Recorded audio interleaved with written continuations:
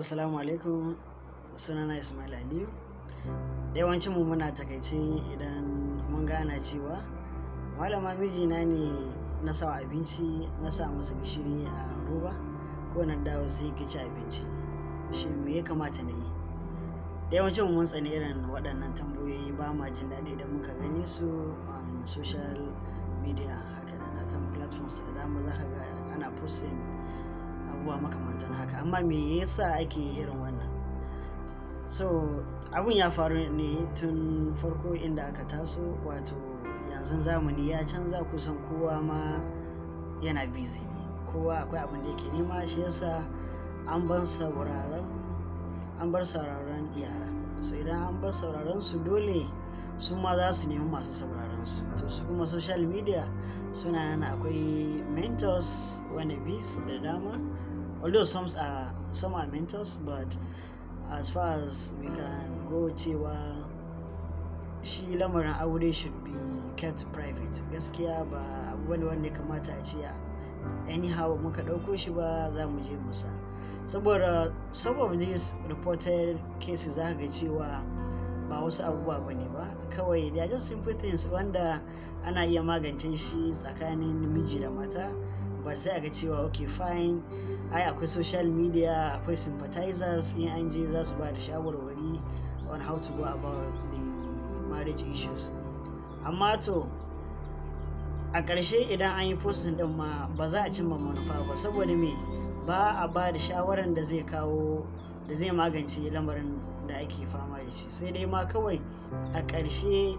ki jawo mijinki zagi, ko kuma in ma 'yan uwanki ne duk ki ja musu zagi, amma ba wani takamaiman shawara wanda zai magance wannan matsala. To iya dai kawai zaki samu lallai akwai masu addu'a a ce to ki haƙuri da sauransu.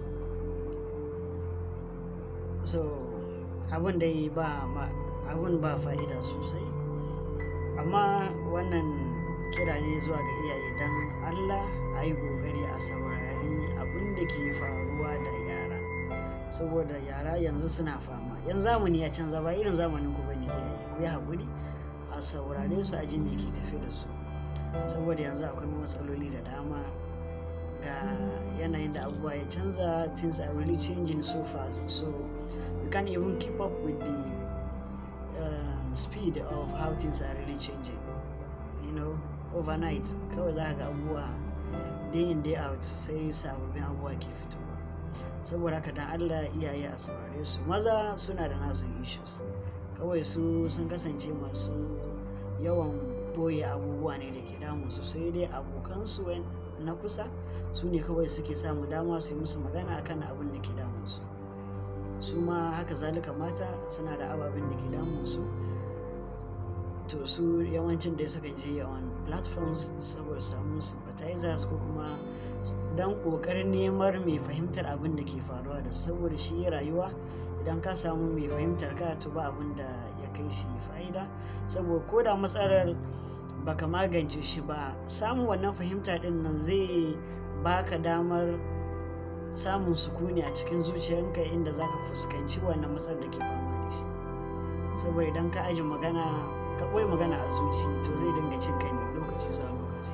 in ba ka samu ka fitar da shi ba, to yayi kuma sai hankali. Suna iya kokarin su ma suna fama da ganin da za su yi su tarbiyyantar da yara, da sannan kuma a samu nasawa a baki. Amma dai to communication is key, dole sai an gyara wannan communication barrier din nan tsakanin yara da iyaye, sannan za a rage samun wasu abubuwa, saboda su iyayen sun yi rayuwa, sun ga komai, so su kuma yara yanzu suke tasowa, ko abinda da suke tunanin abun rayuwa yake ciki yanzu ya canza, so dole sai kun sa su a gaba, kun koyar da su su ga ababen da ya kamata su yi, sannan kuma su tsayi bisa ga addinin musulunci da kuma abin da shari'a ta bada.